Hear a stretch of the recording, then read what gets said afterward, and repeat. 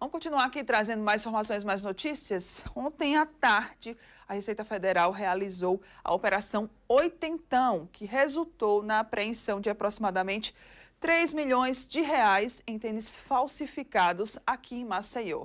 E essa ação ela teve como foco 5 estabelecimentos comerciais que estavam localizados no centro da capital. A gente vai conferir agora mais informações na reportagem.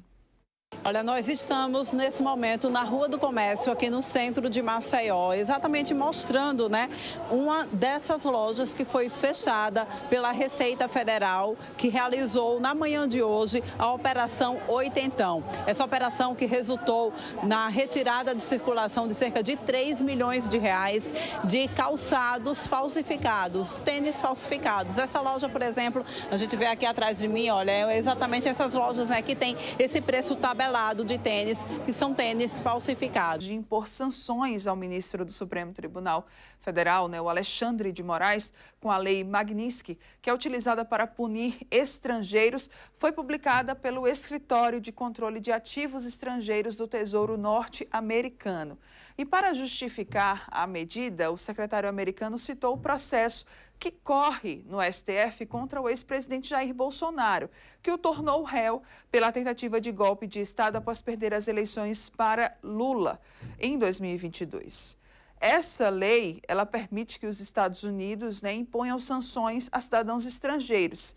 E o objetivo da lei é punir pessoas acusadas de violações graves de direitos humanos ou de corrupção em larga escala. Nosso apresentador Viderlan Araújo preparou um material explicando melhor sobre as sanções que foram impostas, que deverão ser impostas ao ministro Alexandre de Moraes e também mais sobre essa legislação americana. A gente vai conferir agora.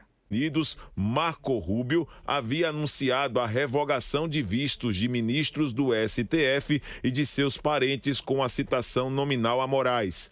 Na justificativa das ações contra ministros do STF e especificamente contra Alexandre de Moraes, o governo norte-americano cita o processo na corte contra o ex-presidente Jair Bolsonaro, que virou réu por tentativa de golpe de Estado após perder a eleição de 2022 para o atual presidente Luiz Inácio Lula da Silva.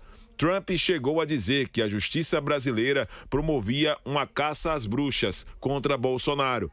Nesta quarta-feira, ao publicar uma nota sobre a aplicação da lei, o secretário do Tesouro dos Estados Unidos, Scott Bessent, citou o ex-presidente. A ministra das Relações Institucionais, Gleisi Hoffmann, disse nesta última quarta-feira nas redes sociais que as sanções dos Estados Unidos contra o ministro Alexandre de Moraes, do Supremo Tribunal Federal, são um ato arrogante e violento. Abre aspas. A nova sanção do governo Trump ao ministro Alexandre de Moraes é um ato violento e arrogante. Mais um capítulo da traição da família Bolsonaro ao país. Nenhuma nação pode se intrometer no poder judiciário de outra. Solidariedade ao ministro e ao STF. Repúdio total do governo Lula a mais esse absurdo, fecha aspas, postando em suas redes sociais a ministra das Relações Institucionais, Gleisi Hoffmann.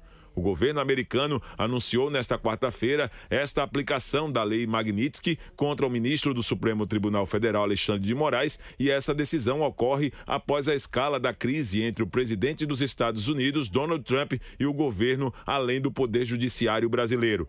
O deputado Eduardo Bolsonaro foi aos Estados Unidos para articular medidas contra Moraes e outros ministros da corte no final de fevereiro. Em diversos momentos, o deputado afirmou que o governo norte-americano aplicaria a lei contra o ministro Alexandre de Moraes e com os relatores do processo que podem levar à condenação do ex-presidente. O julgamento de Bolsonaro deve ser realizado entre agosto e setembro. Desde que o governo Trump começou a fazer ameaças de que poderia aplicar a lei, autoridades brasileiras enxergam a ação da Casa Branca como uma interferência e uma tentativa de impor uma impunidade total a Bolsonaro.